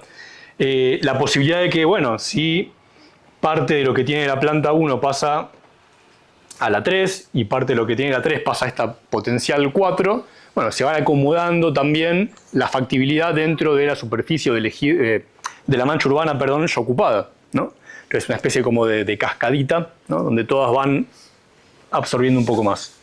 Pero bueno, la cloaca está ahí. Y podemos hablar también de infraestructura eléctrica y de gas. Digamos, con el gas tenemos ahí una duda que es, bueno, hasta hace 2 meses no había factibilidad de gas. Ahora Camusi volvió digamos, a aceptar pedidos, pero hasta donde sabemos tiene muy poca factibilidad, digamos, poco el ancho de gasoducto, digamos, el ancho de banda que les dieron para los próximos años. Entonces, bueno, durante un tiempo, lo que decíamos recién, ¿no? Durante un tiempo va a estar más o menos flexible y cómoda la cosa, va a haber factibilidad, pero se va a terminar acabando y va a haber que definir qué pasa. Si se pasa de tecnología, si se usa la electricidad. Para generar calor, una alternativa que aparece interesante es el pellet, ¿no? Digamos, la posibilidad de usar no solo estufas, sino calderas duales de pellet, entonces no solamente calefacción, sino calefacción y agua sanitaria o agua para calefacción. A partir de pellet, Corfón está trabajando en eso, compraron una planta, digamos, para fabricar pellets en Argentina. Entonces, bueno, abre también un camino ahí. Y respecto a la electricidad también se puede empezar en distintos escenarios o distintas, digamos, hipótesis, desde la tendencial, donde, bueno, hay una escasez y siempre falta la factibilidad, por ejemplo, para instalar industrias o talleres, ¿no? Entonces, bueno, hay un montón de actividades productivas en la ciudad que dicen que ampliarían y que tienen intenciones de ampliar, ¿no? Su actividad, sobre todo relacionadas con prefabricación de materiales de construcción y algunas cosas que incluso se exportan de tecnología, pero no tienen factibilidad sobre todo de potencia, ¿no? De energía eléctrica. Entonces, bueno, el escenario tendencial, bueno, es ese, es donde hay poca factibilidad para seguir desarrollando no solamente usos residenciales, sino también usos productivos en la ciudad, donde los cortes son frecuentes, donde hay poca resiliencia en la red, porque es una red que básicamente se va abriendo, ¿no? como un árbol. Un segundo escenario de desarrollo moderado, de desarrollo más tradicional, que es básicamente, bueno, el EPEN trayendo otra línea de Alicurá, duplicando la potencia de la planta que está en Pío Proto. Entre eso y las obras que se le piden a los que hacen un loteo, hacen un desarrollo, ¿no? Que hacen la última, podríamos decir, la última milla o la conexión. bueno, es un escenario más robusto en términos de energía tradicional. Y aparece otro escenario que es un poco más alternativo, pero más también sostenible, que plantea incluir también producción local de energía, o sea, eólica y solar, y no a nivel domiciliario, pero también a nivel ciudad, ¿no? Incluso la posibilidad de tener almacenamiento de energía en baterías, que no va a reemplazar de ninguna manera, digamos, las líneas de media o de alta, perdón, que vienen de las represas. Pero que daría energía complementaria, que permitiría tener más resiliencia, por ejemplo, si hay un corte, y que permitiría incluso a los hogares, por ejemplo, venderle al sistema, venderle a la red, ¿no? Es, digamos, en Argentina, digamos, existe el marco normativo, el EPEN lo tiene, no les gusta demasiado, pero dentro del EPEN hay un área que es la que trabaja en renovables que está más interesada.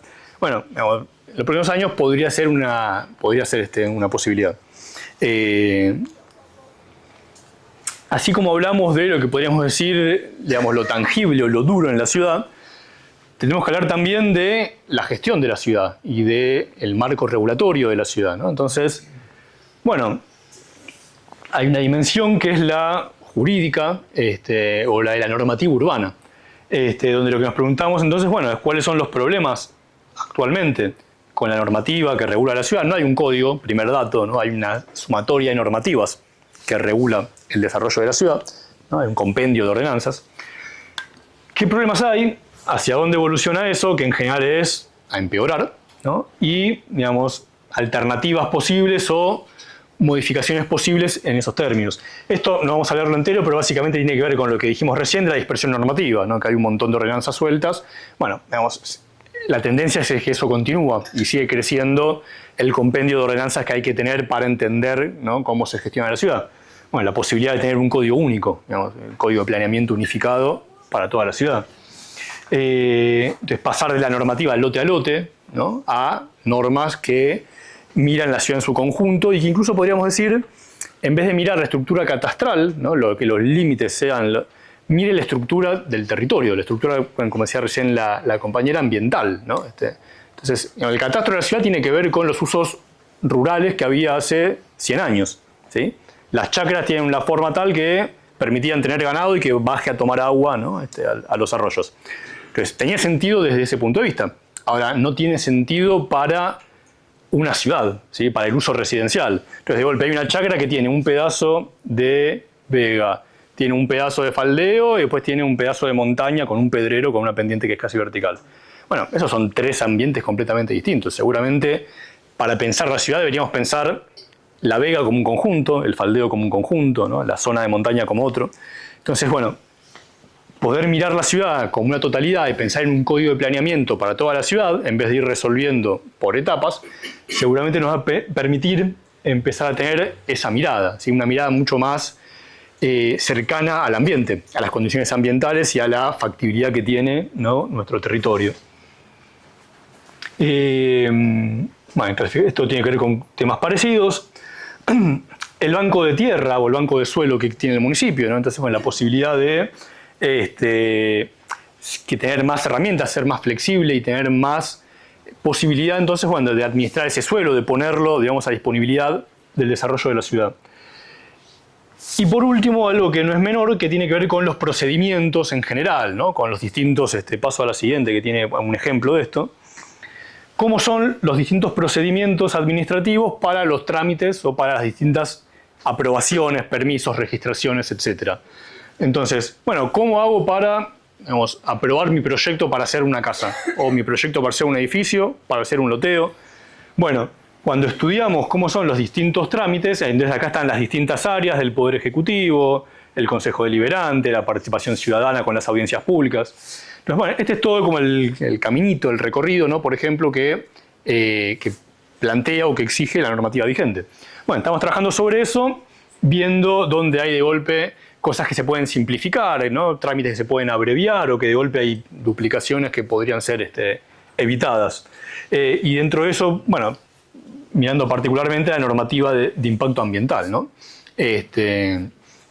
Entonces, bueno, esperamos dentro de esta mirada prospectiva sobre la forma de controlar o de regular el crecimiento de la ciudad y el desarrollo de la ciudad, proponer un código, una normativa que sea más flexible, más expedita para resolver las cosas, que prevea la mayor cantidad de cosas y que no haya que estar resolviendo caso a caso situaciones, y que responda un poco más a la ciudad actual. Digamos, las normas que tiene la ciudad, bueno, están bien, fueron formuladas hace 20 años, hace 30, hace 40 años, digamos, tenían sentido en ese momento. La ciudad cambió, creció y cambió mucho en las últimas décadas. Es razonable actualizar el código para que dé cuenta de eso, ¿no? Donde antes no se permitía, por ejemplo, usos comerciales, de golpe ahora se volvió el centro o el protocentro de un barrio y al revés. Hay que fomentar los usos comerciales, ¿no? Para que se forme esa centralidad. Entonces, bueno, todo esto lo que tiene que ver con la parte normativa. Y pasamos acá a la construcción entonces de escenarios. En base a todo esto que venimos discutiendo sobre cómo puede evolucionar los temas ambientales, la infraestructura, desarrollo económico tiene que ver con las actividades económicas en la ciudad, ¿no? Digamos, la construcción de ciudad en sí es una actividad económica, pero el turismo, ¿no? Digamos, en general pensamos que el turismo es la actividad económica de San Martín. Bueno, podríamos decir que hay por lo menos 3 grandes actividades: el turismo, la construcción, la construcción, el desarrollo de tierra, digamos, toda esa actividad alrededor de la actividad productiva urbana, y otro núcleo que tiene que ver con todo el comercio, con el sostenimiento de la vida, ¿no?, cotidiana de la ciudad. Entonces, ¿qué es? Los empleos privados, que hacen a la vida de la población permanente, y los empleos públicos del municipio, de la provincia, de la nación, ¿no? La gente del ejército, la gente de parques, la gente de educación, la gente de salud, la gente del municipio, digamos, todo ese sistema que mantiene, digamos, la ciudad funcionando todos los días. Bueno, los temas de movilidad que ya mencionamos, centralidad también lo mencionamos, ¿no? Digamos, la posibilidad o no de construir mayor cantidad de centros o subcentros que generen más cercanía a los barrios. Y otro eje fundamental que es el acceso al hábitat y la vivienda. ¿Sí? Veníamos diciendo, bueno, la ciudad va por la 9ª emergencia habitacional, ¿no? Décima, bueno, ya me quedé algo. Bueno, ¿qué podemos hacer para que no solamente estemos sacando, digamos, declaraciones de emergencia, sino incidir sobre las variables que llevan a esa crisis o a ese problema de vivienda? Entonces, en base a estas dimensiones, esto lo habíamos trabajado en diciembre, ya había menos dimensiones, ¿no? Pero la lógica es un poco parecida. ¿No? Para cada una de estas dimensiones, ¿cómo puede evolucionar? Entonces, lo que podríamos llamar un dilema o alternativas. Por ejemplo, con el ambiente, ¿no? Bueno, se flexibilizan las medidas de protección ambiental o se sostiene el sistema actual, la condición actual, lo que genera impactos medianos. O, por ejemplo, se incrementan los parámetros de protección ambiental, ¿no? Digamos, podríamos decir la tendencia, que es como vienen llevándose adelante esa cuestión. Movilidad, por ejemplo, ¿no? La tendencia sería, bueno, incorporar algunas alternativas a la Ruta 40 que se interconectan. Esto está muy resumido, pero la tendencia es, digamos, mejorar un poco la red, se pavimenta Xinxin, se completan unas rotondas, se pavimenta los 62. Pero, bueno, eso nos da un poco más de aire, pero a la larga, digamos, terminamos colapsando si quieren, la peor y la mejor respecto a la tendencia. Digamos, colapsa todo antes porque no hay obras de movilidad y no llegamos ni al 2040. O digamos, el escenario de ordenamiento de la movilidad, ¿no? Orientado, o de ordenamiento territorial orientado a la movilidad. Entonces, bueno, empieza a mejorar. Bueno, para cada dimensión, digamos, hay estas, como si quieren, 3 alternativas, un poco esquemáticamente, digamos, la tendencia, la que empeora y la que la mejora. Y el ejercicio que sigue es la construcción de escenarios de futuro posible. ¿Qué quiere decir esto? Bueno, según cómo se van combinando las decisiones que se tomen y la evolución que tengan estas 6 dimensiones de las que estábamos hablando, podría pensarse escenarios, ¿no?, futuros para San Martín. El más sencillo sería decir el escenario 1, el tendencial. El tendencial, que sería, bueno, más o menos en todas las dimensiones seguimos como venimos, o algunas empeoran incluso, ¿no? Esas que aparecen con las A. El escenario tendencial es lo que decíamos respecto a la movilidad, lo que dijimos respecto al crecimiento, ¿no? Estas 2.300 hectáreas de consumo de suelo, es lo que decíamos respecto a, bueno, la poca digamos, demanda o la poca factibilidad de instalar complejidad urbana, es decir, comercios, otros usos, equipamientos en otros puntos de la ciudad, en subcentralidades. Y así podríamos ver con todas estas variables o cuestiones, ¿no? Infraestructura, bueno, digamos, la cobertura cae en el escenario tendencial, etc. Entonces hay un escenario que podemos llamar tendencial, hay un escenario que podemos llamar más permisivo, o sea, que es más de regulación, ¿no? Un escenario que podríamos llamar restrictivo, que es lo contrario, ¿no? Con más regulaciones, pero sobre todo en el plano ambiental. Y después hay unos 4 escenarios que van desde el modesto, que sería, bueno, un avance parcial, ¿no? En las cuestiones que se plantean como necesarias para la ciudad. Uno más centrado en la obra pública, donde hay más éxito, por ejemplo, en conseguir recursos para obra pública, pero no hay tanto plafón o no hay tanto éxito en resolver, ¿no?, los temas ambientales y de hábitat y vivienda, por ejemplo.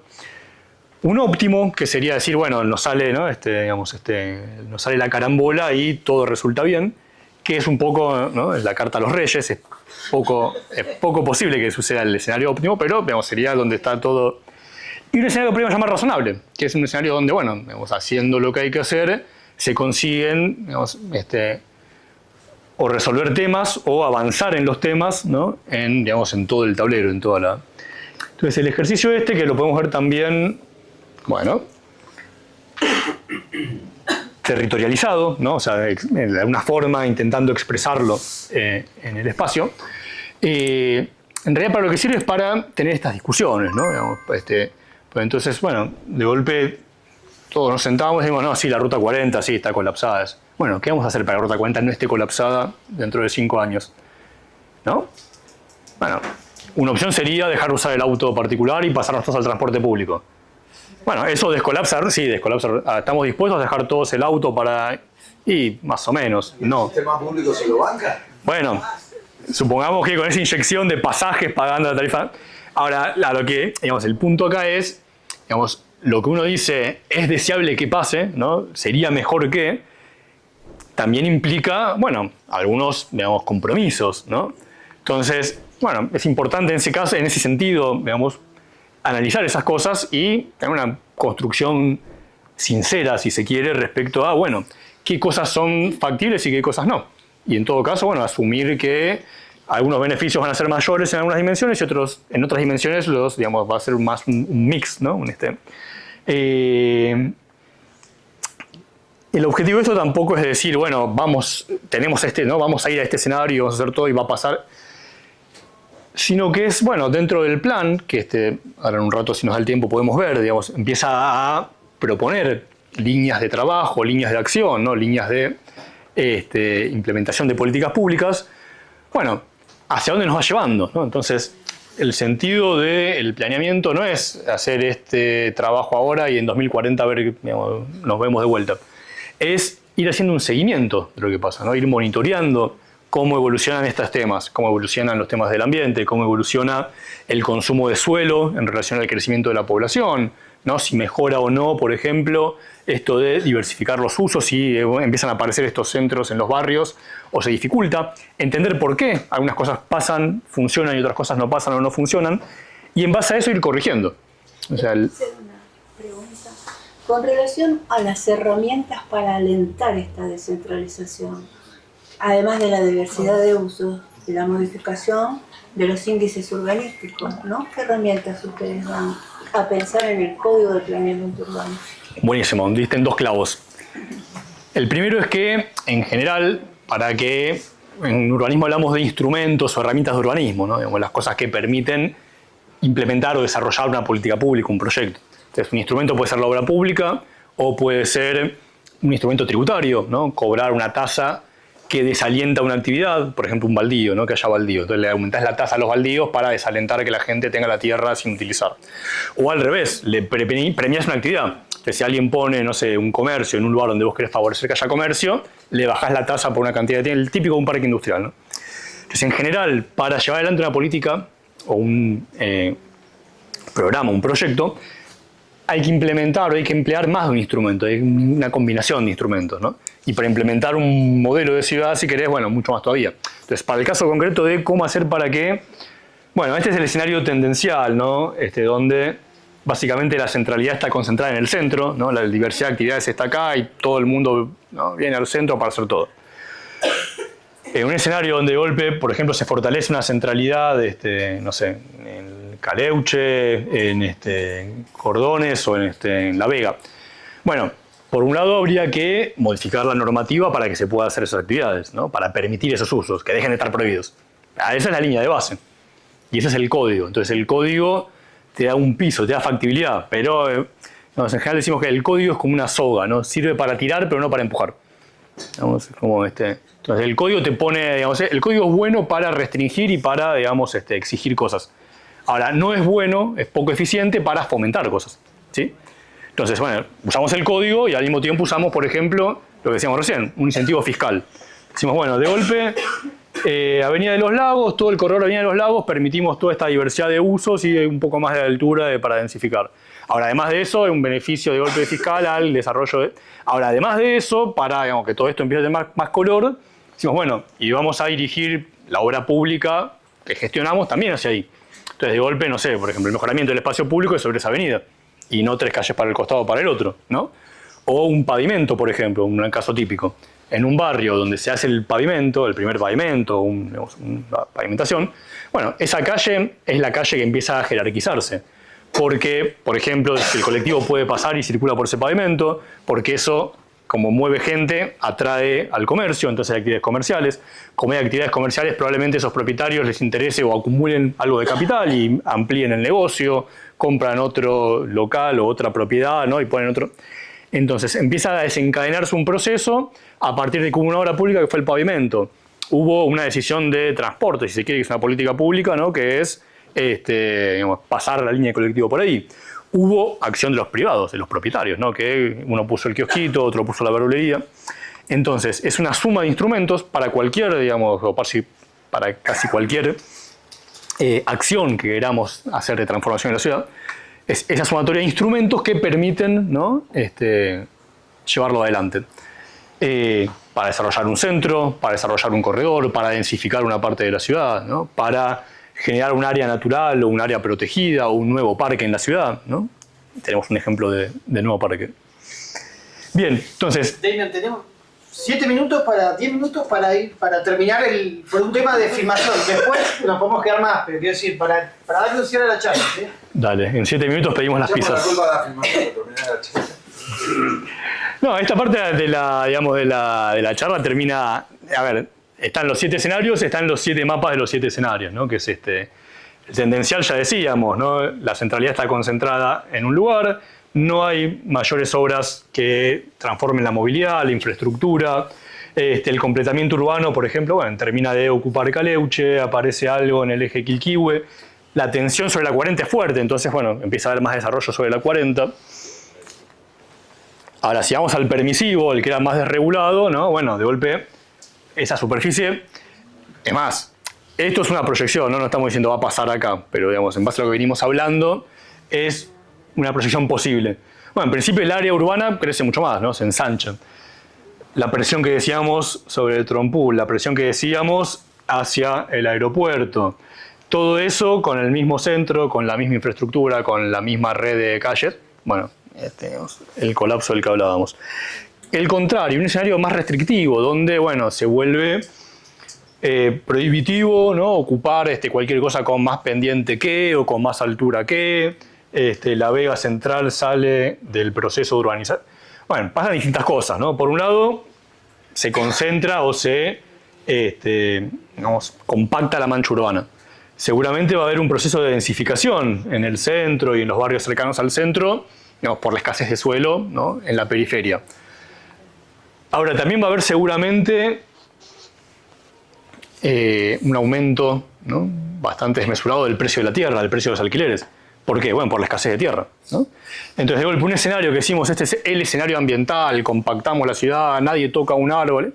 Bueno, está buenísimo desde el punto de vista ambiental, ahora desde el punto de vista urbano y social, bueno, presenta un problema. Entonces, si dijéramos, bueno, no hay problema porque tenemos, somos Dubái, tenemos la billetera de Dubái, vamos a construir vivienda para toda la sociedad y nadie va a tener... Bueno, podría funcionar, pero no es el caso, ¿no? Entonces, el escenario restrictivo o este escenario con énfasis ambiental, digamos, funciona para algunas cosas, genera otras preocupaciones, otras complicaciones, sobre todo, por ejemplo, respecto, ¿no?, al hábitat y al acceso a la vivienda. Decíamos el modesto, que sería, bueno, una concreción parcial de algunas de estas cosas, una densificación parcial, una densificación... Pero es como un escenario de, ¿no?, de ralentización de la actividad económica y ralentización del crecimiento de la ciudad, ¿no? No parecería ser hoy el escenario ni para la ciudad ni para la provincia, ¿no? Es una locomotora, Neuquén, pero vale la pena trazarlo como... Una consulta. Ahí está delimitado lo que sería por Chapelco, por lejos, con línea roja. Ah, sí, esto de acá... Eso porque está fuera del ejido. Claro, pero es ciudad existente, pero fuera del ejido, sí. Se evalúa como área de... Se contempla, porque todo esto está centrado dentro de los límites del ejido, pero ¿y en la periferia? No, si te fijas, esto y Quilquihue, el loteo, es ocupación fuera del ejido.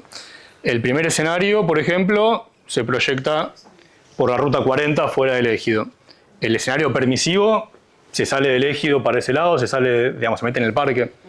No está acotado al... En algunos sí, digamos, en el restrictivo o el... En esto sí, porque... ¿No se prevé que eso sea un área de expansión o de...? ¿Cuál, perdón? Sí.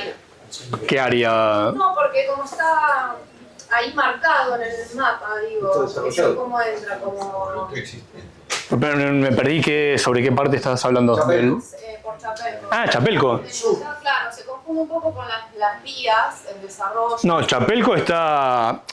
Primero que entre más o menos Radales y Chapelco es comunidad vera. Entonces esto está fuera de lo que regula el plan y lo que regula la ciudad. Y después Chapelco no está contemplado como desarrollo urbano, está contemplado como desarrollo turístico. De hecho, la licitación del año pasado prevé eso. Prevé que haya un crecimiento del desarrollo digamos, del centro de esquí turístico, pero no crecimiento residencial o crecimiento urbano. Siendo algo tan interrelacionado, estaría bueno que se contemple como un todo, ¿no? Como que no que de los límites del ejido para afuera en blanco. Cuando se estableció, cuando se estableció el acuerdo con el CFI que bancó el COPAD de la provincia para esta planificación, la consigna que se dio es que la escala de planificación, que es lo que vos estás hablando, es el actual ejido, el acordado y proyectado ejido y el entorno del Parque Nacional. Por la interrelación de estos tres elementos, primero, y por el dinamismo de esta ciudad, segundo.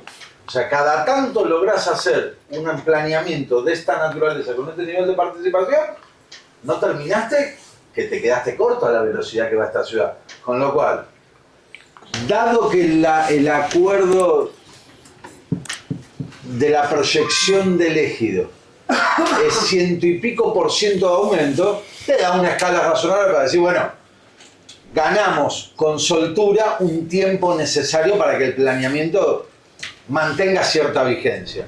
Y el diálogo con el Parque Nacional, de hecho, los equipos técnicos del Parque Nacional participan de este planeamiento.